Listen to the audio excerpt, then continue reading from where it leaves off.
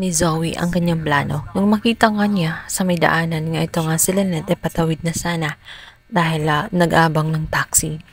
Ang plano niya ay sagasaan nga ito. Humingi siya ng sign at pakiwaring niya ay si Dax yung nagpapahiwatig at sumang-ayon sa kanya. Nagpakita ito bilang isang paro-paro. Gagawin na sana niya ang kanyang pinaplano. Mababanti na ang kanyang sasakyan.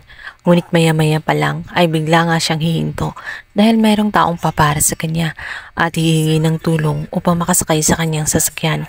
Ito ngayon walang iba kundi ang kanyang kaibigan na si Joy. Sinabi nito na makisakay dahil malapit lang naman ang kanyang bahay, subalit gusto niyang sumakay kay Zoe dahil doon din naman ang punta niya. Nainis si Zoe ngunit kalaunan ay pinasakay din niya ito nung makita niya na nakaalis na nga itong si Lynette. Mabuti na lang at tumating itong si Joy, kung hindi ay natuluyan na nga niyang nasagasaan itong si Lynette. Ngunit hindi pa talaga siya tumigil. Pagka-uwi nga niya sa loob ng Apex, dito'y kanyang maaambutan habang itong si Lynette ay nagbibigay ng pagkain dahil may order nga itong si RJ. Galit na galit siya. Niinsulto niya itong si Lynette at sinabihan niya ito na ito ba daw ang kanyang way para akitin itong kanyang amang si RJ. Ang dalhan ng pagkain na mumurahin. Maya-maya pa nga, hindi pa siya nakontento. Pinagtatapon nga niya ang mga pagkain na dala ni Lynette.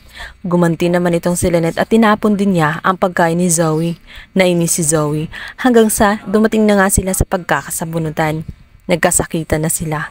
Hanggang sa nabagok nga ang ulo nitong si Lynette at nawala ng malay. Natabig niya ang kortina kung kaya't nagkaroon ng sunog sa may bintana. Agad-agad ay umalis itong si Zoe.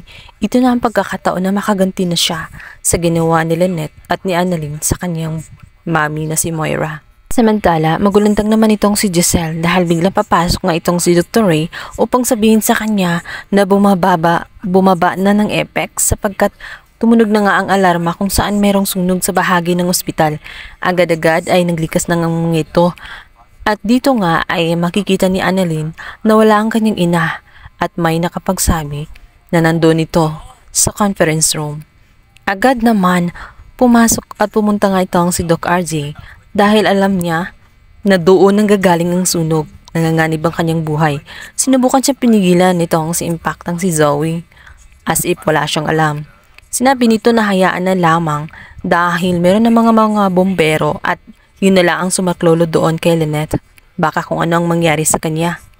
Ngunit hindi siya nakakapagpigil dito kay Zoe. Kailangan may gagawin siya. Baka nga kung anong mangyari kay Lynette kung aantayin pa nila ang bombero. Niya ang lahat ng mga nagtatrabaho sa loob ng Apex na isalba na ang kanilang mga sarili at umalis na sa ospital na iyon. Kukunin niya itong si Lynette anumang mangyari dahil hindi niya ito hahayaan na may mangyaring masama. Magtatagumpay kaya si RJ na mailigtas itong si Lynette at nabibigo si Zoe sa kanyang pinaplano na mapatay itong si Lynette. Ang ating pakaabangan sa lalang umiinit na tagpo na abot kamay ni pangarap. Thank you for watching. Please don't forget to like and subscribe my YouTube channel. Thank you.